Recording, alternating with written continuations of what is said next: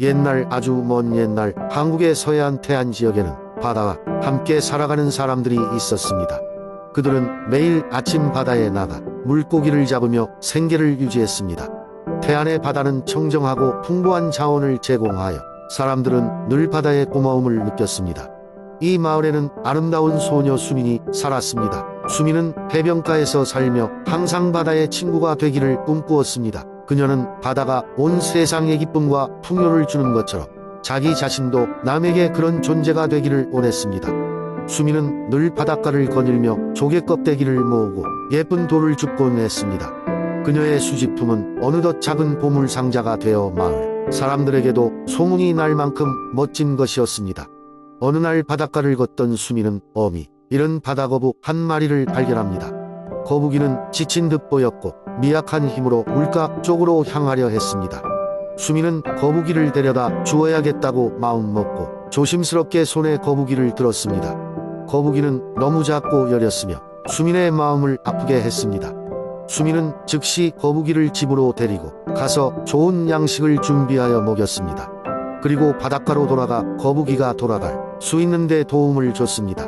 그날 이후 수민은 거북이를 매일 돌봤고 거북이는 점차 회복하여 건강해졌습니다.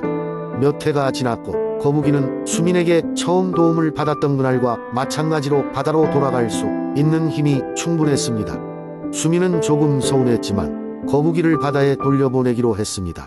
둘은 무척 가까운 친구가 되었고 거북이는 수민에게 큰 감사를 표현하며 발걸음을 돌렸습니다. 해가 뜨고 질 무렵 바다거북은 마을로 되돌아와 수민을 위해 신비한 선물을 가져왔습니다.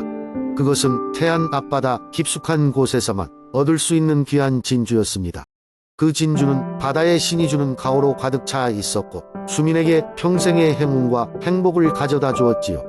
마을 사람들 화답으로 수민의 친절함과 용기로 바다의 신 또한 마을에 풍어를 주었다고 믿게 되었습니다. 이후로도 수민의 이름은 태안마을을 중심으로 널리 알려지며 많은 사람들이 그녀처럼 되기를 꿈꾸었습니다.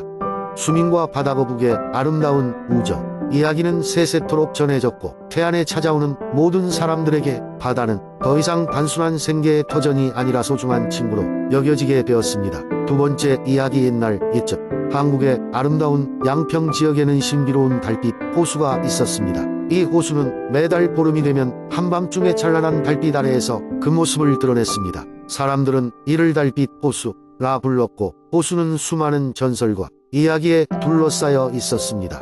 호수의 전설 중 가장 유명한 것은 달의 요정 이야기였습니다.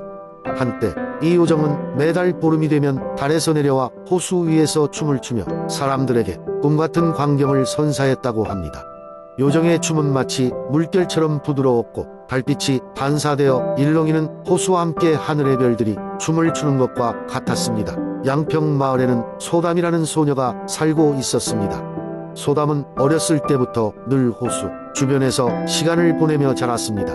그녀의 할머니는 어린 소담에게 달빛 호수에 얽힌 수많은 전설들을 이야기해 주셨습니다. 호수에 얽힌 이야기들은 언제나 소담의 상상력을 자극했으며 소담은 언젠가 이 신비의 요정을 만나고 싶어 했습니다. 그러던 어느 날 마침내 소담에게 기회가 찾아왔습니다. 그날 밤 하늘은 유난히 맑았고 달은 더없이 크고 환하게 빛나고 있었습니다. 소담은 혼자서 호수를 찾아갔습니다. 호수는 달빛과 함께 신비로운 광채를 뿜어내고 있었고 그 모습은 소담의 심장을 두근거리게 만들었습니다. 잠시 후 호수 중간에서 물결이 일렁이는 듯하더니 신비로운 여인의 모습이 나타났습니다. 그녀는 단순히 물 위에 서 있을 뿐이었지만 무언가 설명할 수 없는 아름다움과 평화로움을 가져다 주었습니다. 그녀는 바로 소담이 그토록 만나고 싶어 했던 달의 요정이었습니다. 요정은 소담을 바라보며 부드러운 미소를 지었습니다. 소담은 조심스럽게 그녀에게 다가가며 그동안 할머니에게 들었던 여러 전설들을 이야기했습니다. 요정은 소담의 이야기를 가만히 듣고 나서 그녀의 손을 잡고 함께 춤을 추기 시작했습니다. 두 사람은 호수 위에서 달빛에 비쳐 춤을 추며 마치 먼 옛날부터 친구였던 것처럼 조화를 이루었습니다. 시간이 지나 다른 하늘의 높은 곳에서 서서히 이동했고 요정은 소담에게 마지막 인사를 건넸습니다. 고마워요, 소담. 당신과의 만남은 나에게도 소중한 기억이 될 거예요. 다음 달에 다시 만나요. 요정은 소담에게 손을 흔들며 천천히 물 안으로 사라져갔습니다. 그날 이후 소담은 매달 보름이 되면 호수를 찾아가 요정을 기다렸고 두 사람은 언제나 즐거운 시간을 보냈습니다. 오늘날에도 양평의 달빛 호수는 여전히 그 자리에 있으며 호수 주변을 찾는 많은 이들은 달에 요정과 함께한 소담의 전설을 떠올리며 그 신비로운 아름다움에 빠져 들곤 했습니다. 세 번째 이야기. 옛날 옛적 전라북도 순창에는 별난 마을이 하나 있었다. 그 마을은 특별한 비법으로 고추장을 만드는 마을이었다. 마을 사람들은 이 고추장이 신비로운 힘을 가지고 있다고 믿었다. 고추장은 단순한 양념이 아니었다. 누구든 순창의 고추장을 먹으면 건강이 좋아지고 불행이 사라지며 마음속에 소원이 이루어진다고 전해져 내려왔다. 특히 순창의 어느 가정은 고추장을 제조하는 데 있어서 남다른 실력을 가지고 있었다. 이 집안은 대대로 전해지는 비밀 조리법을 가지고 있었고 그 방법은 오직 가족들끼리만 공유되었다. 그러나 어느 날 이 가문의 막내딸인 소녀 영희가 우연히 그 비법을 친구에게 누설하는 사건이 발생했다. 영희는 비밀을 지키지 못한 벌로 외딴 산속에 작은 오두막에 일정 기간 동안 머물러야 했다.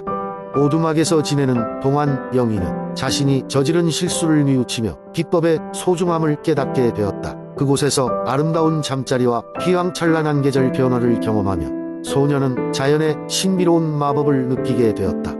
하루는 산길을 걷다가 우연히 신비로운 늙은 거북이를 만나게 되었다.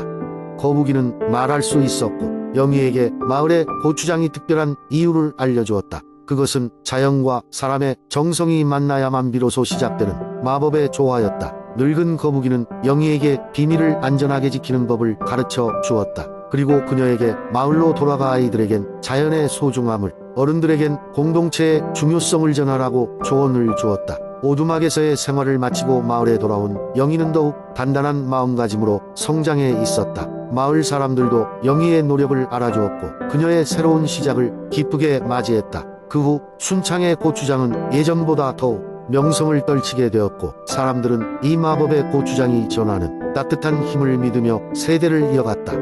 영희는 그녀의 경험을 통해 배운 바를 마을 사람들에게 전하며 미래 세대들에게 자연의 소중함과 전통의 가치를 소중히 여겨야 한다고 나눴다.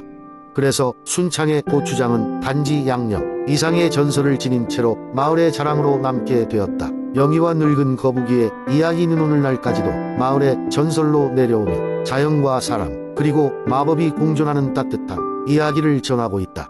네 번째 이야기. 옛날 옛적 태안은 그 아름다운 풍경과 바다로 인해 많은 사람들의 사랑을 받던 곳이었습니다. 그러나 그곳에는 사람들에게는 잘 알려지지 않은 전설이 있었습니다. 그 전설은 바로 바다의 수호자에 대한 이야기였습니다. 언젠가부터 바다 깊숙한 곳에는 용왕이 살고 있었습니다. 이 용왕은 바다를 다스리며 그 모든 생명을 돌보는 역할을 맡고 있었다고 합니다. 태안의 주민들은 매년 한 번씩 바다에 제사를 지내어 용왕에게 감사의 마음을 전했고 그 덕분에 항상 풍요롭고 평화로운 일상을 보낼 수 있었습니다. 그러던 어느 날 바다 근처에 큰 폭풍이 몰아쳐 태안의 마을들을 위협하게 되었습니다. 마을 사람들은 두려움에 떨며 용왕이 그들을 도와주기를 빌었습니다. 그때 마을에서 가장 지혜롭다는 어부가 모두를 모아 이렇게 이야기했습니다. 우리가 서로를 믿고 평소처럼 용왕에 대한 믿음을 버리지 않는다면 틀림없이 그는 우리를 도와줄 것입니다. 그리하여 마을 사람들은 용왕에 대한 믿음을 잃지 않고 모두 힘을 모아 태풍에 맞서 싸우기 시작했습니다. 그들은 병풍처럼 높은 방파제를 세우고 튼튼하게 집을 보강하며 태풍을 막기 위한 모든 준비를 하였습니다. 한편 용왕은 그의 깊은 바다 속 궁궐에서 이 상황을 지켜보고 있었습니다. 마을 사람들의 간절한 마음이 전해지자 그는 깊은 바다 속에서 거대한 용으로 변신해 바닷물에 커다란 방패를 세워 태풍을 막았습니다. 그의 도움 덕분에 태안은 큰 피해를 입지 않게 되었습니다. 태풍이 지나간 뒤 마을 사람들은 모두가 무사함에 안도하며 용왕에게 더욱 깊은 감사를 드리게 되었습니다. 이 이야기는 이후로 전설로 전해져 내려오며 태안의 사람들은 자연을 사랑하고 조화롭게 살아가며 종종 서로의 이야기를 나누고 했습니다. 지금도 태안의 바다와 마을에서는 용왕의 이야기가 바람에 실려 들려온다고 합니다. 그래서인지 태안의 바다에는 여전히 평화로운 풍경과 바다 생명체들의 아름다움이 넘쳐난다고 합니다. 이 전설은 태안의 사람들에게 자연을 존중하는 마음과 서로의 믿음을 잃지 말라는 교훈을 주었습니다.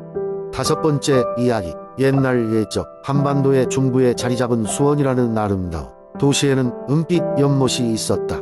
그 연못은 사계절 내내 맑고 투명한 물을 자랑하며 봄이면 수선화가 만발하고 여름이면 연꽃이 피어올라 마치 하늘의 별처럼 반짝였다. 이 연못이 특별한 이유는 바로 백사공주라는 아름다운 요정이 살고 있었기 때문이었다. 백사공주는 연못의 수호자였고 그녀의 비단결 같은 긴 흰 머리카락은 연못의 물처럼 찰랑했으며 그녀의 눈동자는 연못의 깊이를 닮은 신비한 푸른 빛을 띠고 있었다.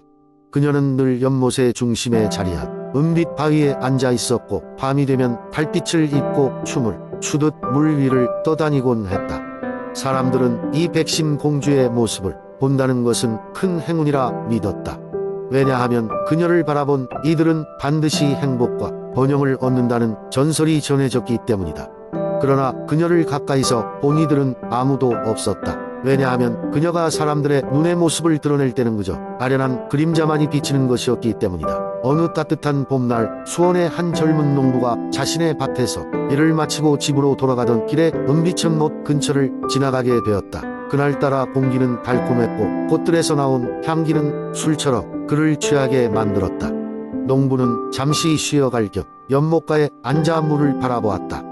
그 순간 그는 연못 가운데에서 마치 안개가 피어오르듯 잔잔한 물결 위로 떠오르는 백사공주의 모습을 보게 되었다. 그녀는 고요히 연못 위를 걷다 은빛 바위에 앉았고 농부에게 따뜻한 미소를 지으며 손짓했다. 농부는 그녀의 초대에 응하여 바위 위로 다가갔다. 안녕, 젊은 농부여.